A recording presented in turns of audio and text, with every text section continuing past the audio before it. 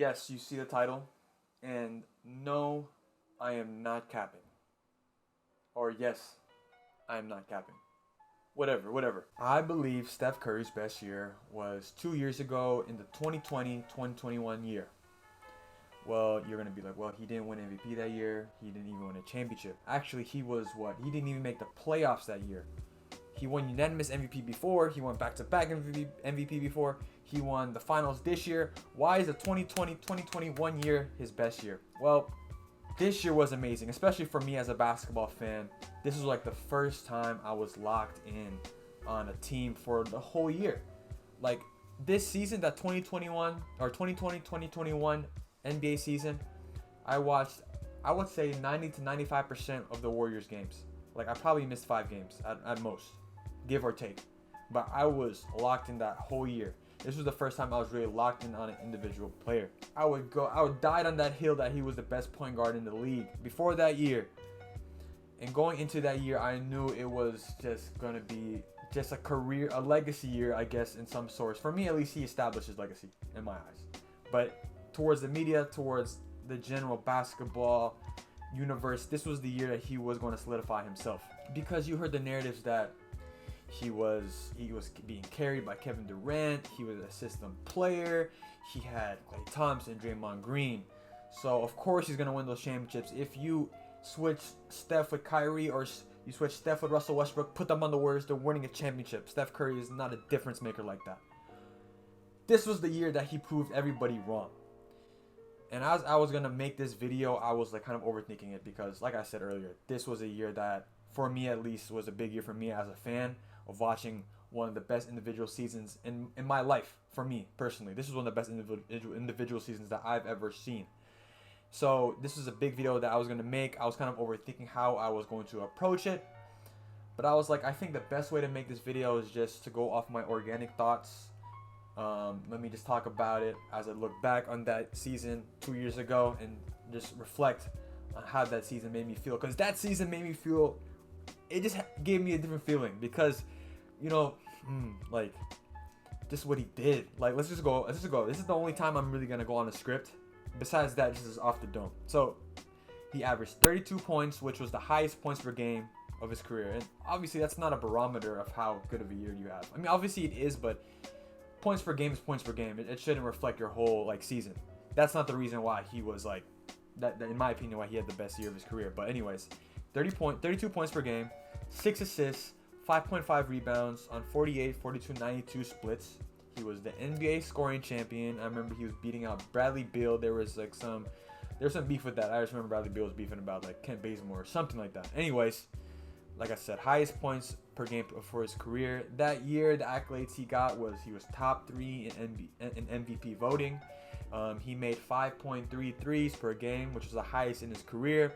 He made 337 threes per game, which was on pace for breaking his 402 record.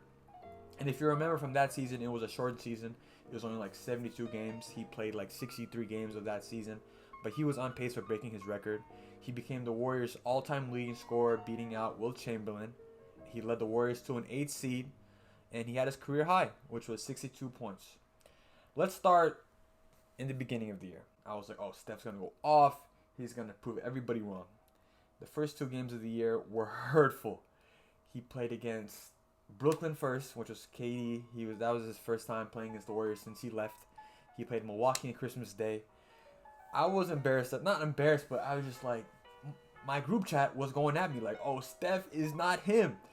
He cannot carry this team. He was carried, blah, blah, blah. He had bad games. Like, he only had 18 points or something. He shot inefficiently. And I just had to take that L. Like, take those L's, I guess, as a Steph Curry fan. I'd be like, well, it's a long season. We'll see what happens.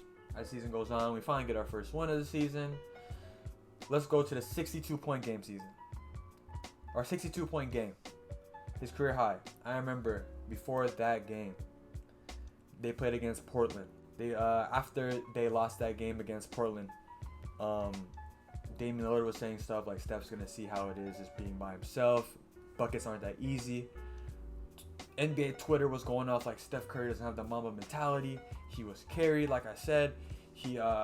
all that hate was going on him, and I was like, okay, I'm still have to eat all of it. I just have to take in all of those. 62 game comes up. This guy's going off. I remember watching it. I am in Seattle, so I get to watch the Portland games on Root Sports local TV. This wasn't a national televised game. This was a local game. I get to watch the Portland Trailblazers game, so I'm watching it through their broadcast. Steph has like 20 something in the first quarter. He ends up having like 30 or so in the half, and then when he approaches that 60, when Draymond handed him off to get the 62 point, that three at the left wing for him to get 62. Steph is running into the front court. Draymond finds him, another three. Got it! 62! Oh my goodness. That was a personal victory for myself as well. Let's keep going. I think one of the most impressive months of basketball I ever saw in that season was the month of April. Oh my gosh. This guy was going berserk. This guy was showing that he is arguably the best point guard of all time, one of the best scorers of all time. I'm sorry about the airplane. I cannot do anything about it. That month of April, he averaged 37 points per game. He was 50, 40, 90. He had 96 three-pointers in that month of April, which broke his previous NBA record. He became the oldest player to score 30 or more points in 11 straight games. This stretch included a 53 piece against Denver, a 47 piece against Boston, and then a 49 piece against Philly. Both of those games are back-to-back. During that stretch, or just during that season, Steph was pulling out the whole bag. When he played against Boston, he had that play against Grant Williams on the left. It was left wing, step back, pump fake, and then he hit a left-hand three-pointer and one. That's a 4-point play with his left hand. I mean, just as a player, he was making tough lays. I remember against San Antonio, he had one where he doesn't even look at the hoop, just like a reverse right hand. One, much to your chagrin, that was it.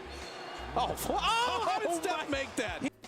Made the layup when they were playing that same game against San Antonio. They were guarding Steph Curry. This was in the backcourt, maybe 1 second left on the clock. This was still like 80, 90 feet away from the basket. He had like two guys guarding him off the inbound because they didn't want him to hit a half-court shot to end the quarter. That year was crazy, man. Like, let's go about his high-scoring games. He had 62 versus Portland, which was his career high. 57 versus Dallas. 53 against Denver, 49 versus Philly, 49 versus OKC, 47 versus Boston, 46 versus Memphis, which was the game to clinch the 8th seed. Let's talk about the team he had. Draymond came in a little late. He missed a couple games, but obviously Draymond is what makes the Warriors go to. He's a glue guy. We had Draymond. Andrew Wiggins was on the team.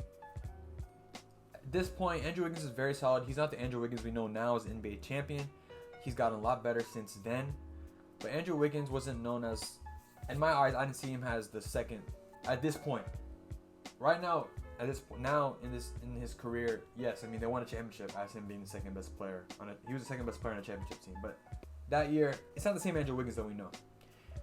Who else do we have? We had James Wiseman. He was the second pick of the draft. He was, if you know the Warriors, they don't really run offense through centers. James Wiseman was learning the offense, so the chemistry wasn't really there. He was trying to figure out how to play defense still too. Yes, he's second pick, but it's hard for him. You could see that it was hard for him to play with Steph Curry. He had to learn how to play with Steph Curry, learn how to play with Draymond. Some games were really tough. They honestly played better when he was hurt. They started playing more cohesively. They weren't trying to force things to James Wiseman just because he was a second pick. You could see that earlier. Like they were trying to force feed him, trying to get him buckets, try to get him into his game. That wasn't really organic Warriors basketball. We had Kent Bazemore, solid player, hitter. He's honestly inconsistent. He can give you 20 to 30 points maybe, and then some games he'll have 5. Up and down. But he became a starter for the Warriors as the season went on. We had Damian Lee, who had a game winner against Chicago. Kelly Oubre. Yes, he's cute. But Kelly, I remember like the first 5-10 games he did not make a 3. It was tough to watch. Like, he was trying to find his offense. I'll give it to him. He started playing better as the year went on. He started to get his groove. But, I mean, it was a year where he was kind of pushing, too, because this was going to be a year for him to get a contract, which he did get he did get a contract for Hornets, but he was trying to get something bigger. So this is a year where he was trying to prove himself. He didn't play that well. It was very frustrating to see Oubre on the floor, to be honest with you. We had Bad Wanamaker.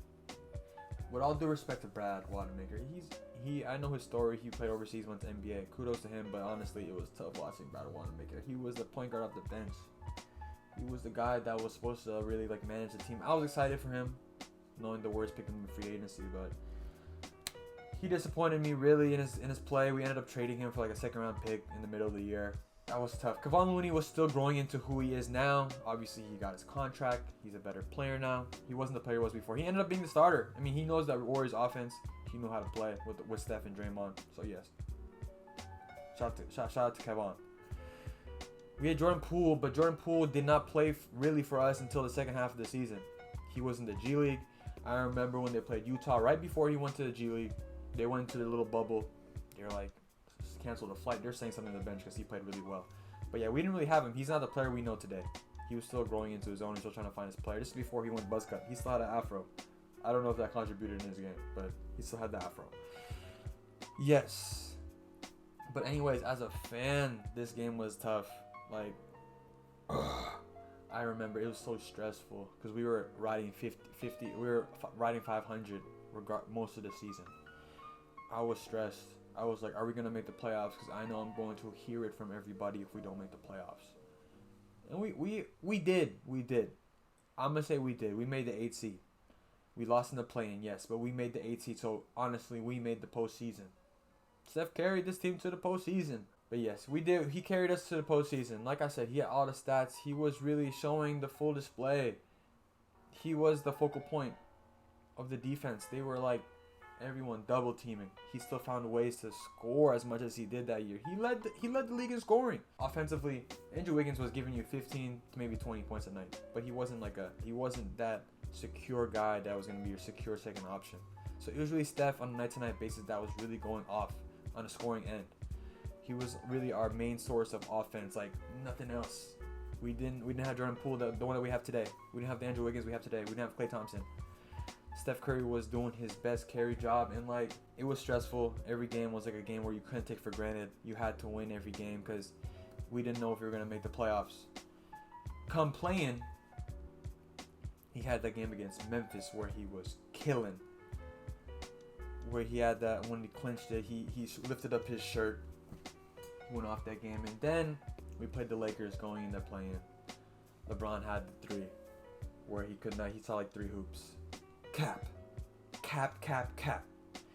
I don't care. Great job from LeBron. I'll give him that. He's great. He's one of the greatest, arguably the GOAT. But that 3 hoops, really, LeBron? You did not see 3 hoops. You made that bucket because you're great. Just say it. You're him. You made that bucket. So obviously we lost to LeBron lost to the Lakers in that first playing game, and going against Memphis. I was hoping San Antonio. I think it was San Antonio at that time. I was hoping that they were going to beat the Grizzlies because the Grizzlies were tough. The Grizzlies are tough right now, but back then, like if you know sports, it's hard to beat a team twice. I was like, please San Antonio, please win. They did not. We played the Grizzlies, and I was like, it's gonna be a tough game. And it was. I mean, Steph still had like 37 or 38. He was pulling really. He was like 12 for 30, 12 for 28, or something like that. But it was just a tough game. The season ended right there, and he did say those words like, you don't want to see us next year, which I was like, man. But I was going to be excited if we were going to make the playoffs. Against Utah, we probably weren't going to do anything. I mean, they probably would have swept us, but I mean, I just wanted to continue that season. Like I said, like I didn't want that season to end, because as a basketball fan myself, like watching that Steph Curry year, where a year that if they had a better record, he probably was winning MVP that year. I didn't want that season to end. Like I said, like as a basketball fan, let me just fan out. That season was amazing, and I just wanted to keep going. I wanted to see him in the first round, see what he was gonna do. I obviously myself, I'm only 23, so I didn't see Michael Jordan play back in the day, but how the old heads explain how they watched him, how my dad says how he watched him, how my uncles and everyone said like, oh my gosh, like he was amazing, like this is the GOAT. How they describe how he played, I can only imagine. This is probably the same feeling. How I was watching Steph. He was like, every night he was doing something crazy. Whether it was a left-handed 3, half-court buzzer beater, a crazy finish, scoring 50, scoring 45, scoring 60. On a night-to-night basis, Steph could go off. It was a night-to-night basis. And, you know, like I said, this season was great. I just wanted to talk about it I gave you my organic thoughts. This was my first take talking about it. So I maybe rambled throughout it. I'm like 16 minutes in. I'm probably going to edit some parts out. But yeah, this is my thoughts. He was bigger. He was carrying this team. He was a better defender than his MVP years. He was a better player than his MVP years, honestly, in my opinion. But yeah, mark it. Hot take or not, call it a hot take. Steph Curry's 2021 or 2020-2021 year was his best in his career. Book it. But yeah, if you guys enjoyed this episode, please leave a like, subscribe. I'll see you guys in the next one. Peace.